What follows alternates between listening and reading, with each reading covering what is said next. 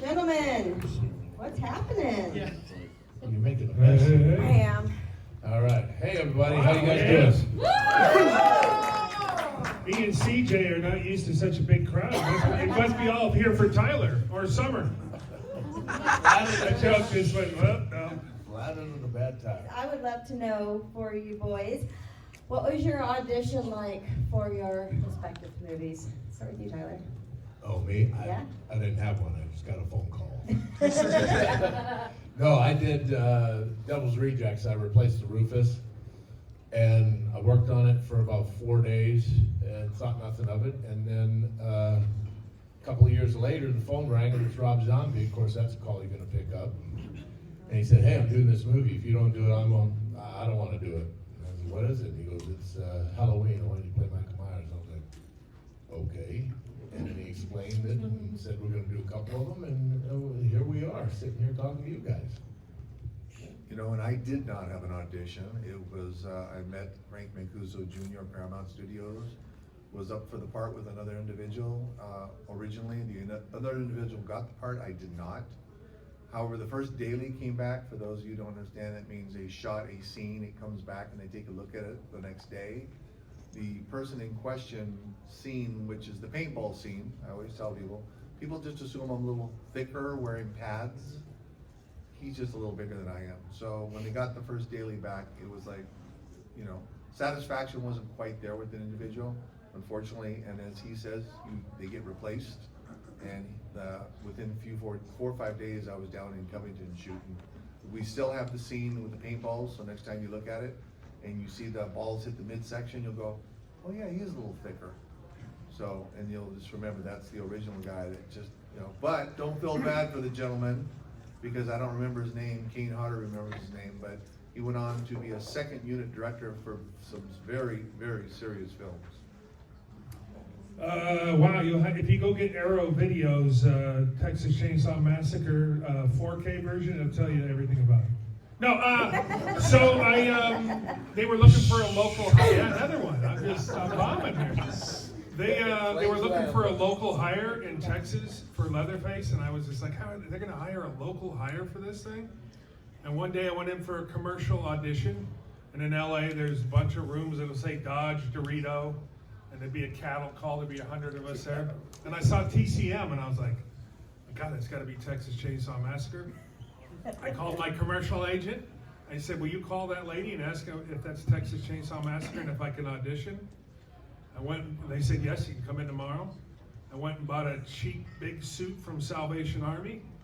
I went in there and I just pleaded I said, Michael Bay, don't hire some steroid guy. Eventually that's who got the gig anyways when I got hurt. I said, don't hire some big guy, some bouncer in Texas. I said, Leatherface was a big meaty son of a bitch, and I picked up the little camera assistant lady and threw over my shoulder, and she said, put me down. And she said, is that all you want to do? I said, yeah. And he thought I was funny and gave me the gig. Can we talk? It's better than your That was first off one of answer. those cattle calls that we used to do way back in the day. Yeah, and then they were just looking to hire some girl, and that was it. They were one of the little girls that was in the movie had nothing. They already cast everybody. Well, that sucks. I got the shitty Dorito commercial, and you got the Texas Chainsaw Massacre. Motherfucker. Can we talk about? Boys, calm down. Can we talk about how your character, how you developed your character over time? Did you walk in kind of knowing what you wanted to do, or what was your process in working this out? Oh wow, you know, I watched all the other Halloweens to see what they all did, except for Halloween 3, which is Season of the Witch, and Michael Myers doesn't appear, so Yeah. but it's having researchers now, which is a good thing. But I just watched what all the other guys did. I knew I wanted to kick it up a notch and make it way more intense, and talk to Rob about it, and that's what we did, you know. And then every morning I'd come into work, and Rob would be like, "Hey, how do you want to kill somebody today?" Okay, let's do this, you know. And we just kind of worked them out on the fly and stuff, and it was a hell of a lot of fun, yeah. You know, I'm not lucky. I didn't have to. I really didn't. I didn't watch the others. No disrespect. I just looked at it as a job.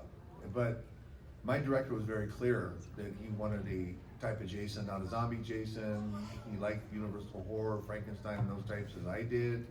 Once I stepped on set and did my first scene, I said, is there anything you want me to change? And throughout the entire movie, he just said, just keep doing what you're doing. So I just maintained that walk, that menacing approach, as you said, menacing. And you know, when you're behind a mask or a suit, it's hard to show that type of frustration or anger. You know, I mean, you can't yell at anybody, you can't jump at anybody, you can't. What's wrong? You need to go to the bathroom? You can't do that shit because so you really got to show it through your shoulder movement, your head movement, your hands, your motions. It ain't easy for those of you who put a hockey mask on or a Michael Myers mask on or a suit. It ain't easy. So, but that's how we do these things, and you know, you adapt and you improvise. I watched every single Texas Chainsaw Massacre 30 times. I had 2 months, you know. I even watched the beginning, which is weird. But I watched it and then called Ari Mihailov, who was a good friend of mine. We used to throw people out of bars in LA for many years, and who played Leatherface. And then when you get to the set, all that preparation that I thought I did, it went out the window anyways. And I'm just like, the director's like, you ready? I'm like, oh, yeah, let's go. And I forgot everything I thought about anyways, and just did it the way I thought I was gonna do, so. Yeah, you end up just doing your thing, right? Yeah. I got a weird story. I go to Costco a lot, don't judge. I love my Costco. So I was walking through Costco, and a lady comes up to me, taps me on the shoulder, and she goes, are you Michael Myers? I go, yeah, how'd you know? You walk. I just walked. Excellent point. Here's where I pitch you guys against each other. What do you think sets... Hey, I gotta go. I got 5 more minutes with you, bud. Shit, you do. Okay, let's do it. What do you think sets your series apart from either each other or other franchises of the time? Any questions? Well, Sorry, Rob. they're all very different, you know. Wait, sit down, you old guy. Yeah, I know. No, they're all very different, and they all have their place, you know. And in every series or every grouping, like there's several different Michael Myers, there's several different Halloweens. So you get a wide variety. If you don't like my version, you can go watch one of the other ones. You know, it's all fine, and it's the same with all these guys. You know, and it's like brotherhood. We all cheer for each other. We all cheer each other on, and we all hope each other does the best that they can and gets the next gig in the business and carries on. You know, so at least that's the way I feel. You know, CJ might be a little different because he's got anger management. Yeah, see, Never heard of Kane. Right, there we go. I will ditto, because we josh and we laugh and we poke fingers at each other's eyes. And if you come to my table, I'll tell you about Michael Myers using an Outback steak knife. I know. Real men use a machete. You know, what's the Scream guy? Butter knife, you know. So we get into this back and forth, but at the end of the day, thank you, because without you, we wouldn't be here to do this. Exactly. So we want to have fun and send you some dynamic energy that we get to express every time we meet one of you. Real men use sledgehammers, but that's a whole different. Here we go. Here's the thing. You know what? All I need is a steak knife. Yeah. Besides CJ, who is a stuntman, you know, me and Tyler and some of our other friends, Derek Mears, we've gone up against each other for years for gigs, auditions in LA, and like he said, I'm super happy when one of my friends gets a gig. If I don't get it, I'd rather see Tyler or you know, a Derek Mears, who we're all good friends with, or somebody else get the gig. But you know, because we used to go in for 100 things and auditions, and there'd be 100 guys in a room auditioning for stuff. So and down the line, you become friends with certain people. It's a tough business. A lot of guys get out of the business. Me and Tyler are still in it, still auditioning for stuff. And I'm super happy when a guy like him gets a gig, or one of our friends. And at this age, I can't hate on anybody. You know, I may see someone acting, going, "Guy should have got that." I auditioned for that thing, but in the end, I'm just happy that we especially get to come out and do a show like this and meet folks. And you know, I love to see my friends on TV. Well, it's like the Highlander. There can only be one. You know? So that's it. What's up, buddy? So, You I got just a want to little- say it was, can you hear me? Yeah, I can hear you. So I just want to say it was awesome to get to see you reprise your role as Sabretooth in Deadpool vs. Wolverine. However, I'm just curious, was there any like extended fight scene instead of what you got? No, not at all. That was it. It was funny. Hey, it was a great call to get. 24 years later, you know, Sean calls me up. He says, "Hey, would you like to be Sabretooth again?" I was like, "Hell yeah, come on!" And then he said, "It's really short, you know." But I said, "I'm fine with that. You're still going to pay me?" And they said, "Yeah, you get your whole contract. It'd be great." So actually, my flight over to England was longer than the time I was on set. And I got done and wrapped, and it was actually starting when the strike started. We went right up till the 8 o'clock time limit, and then you go, "Okay, we're done." I go, "Did you get everything?" You go, "Yeah, we think so." I was thinking they were gonna call me back, but they were like, "Nope, we got it all." So I was like, "Cool." Yeah. Before I let you go, Tyler, we're doing things a little out of order. We're going to the Delve Deck so you can answer the Delve Deck question. So the Delve Deck is a series of cards that have questions on them. I let an audience member draw a card and we answer it, okay? I've picked Alexandra to take this card. Will, come on up here, baby. All right, let's hope it's a. Mic down. Grab that. He might not get back up. I know, Neither right? might I. It's like, okay, Alexandra, pick your card. pick a card. We normally do this at the end, but I want to make sure Tyler gets a chance to. And it's boxer briefs. Yeah, there you go. Read it real loud. What is your favorite guilty pleasure right now? Oh, What is my your favorite guilty pleasure right now? Wow. I'd have to say, messing around playing with my guitars. If you would have caught me a year ago, I would have said my bourbon. But I quit drinking about a year ago. So, yeah, thank you. And now I'm at home playing guitars and just working on the next project, you know. And we've got another issue of The Last Spartan coming. It's called The Last Spartan Lone Wolf. So please check it out. It deals with human trafficking awareness. So you can go to the website, tylermain.com or thelastspartan.com, get your copies of it, check it out. We donate a portion of the proceeds to deliverfund.org, organization that develops technology to help law enforcement put the assholes away. That is the traffickers, by the way. Okay? So, but thank you, everybody. Have a great rest of the weekend. Guys, I'll see you guys. Love you guys. Stay safe, everybody. I'm out. Safe travels.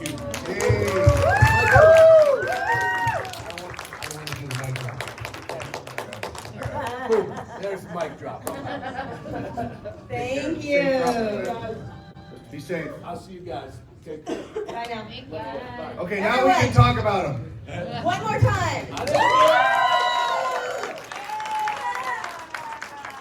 It's your turn, gentlemen. What's your favorite guilty pleasure right now? I'm gonna take Fifth Amendment. My favorite, I mean, I am a bike rider, so I do like to get on my Harley and cruise around and through Arizona where I live now, and I play with my German Shepherd Lola. Yes, What kind of bike do you have? I have 3 bikes. Which was your favorite? I have a 94 Road Glide. No, I have a 94 Road King, which I love, with 22-inch apes on it.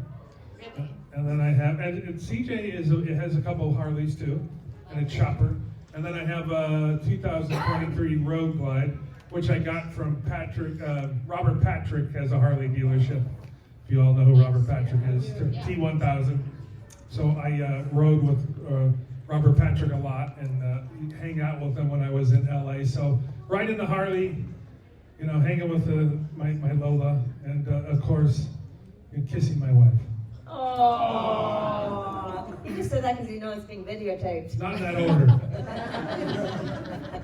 And hearing about CJ and up in the snow and then up with the horses and all that other stuff.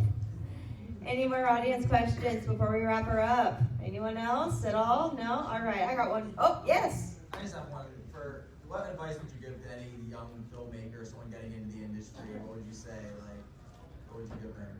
Can I? Yeah.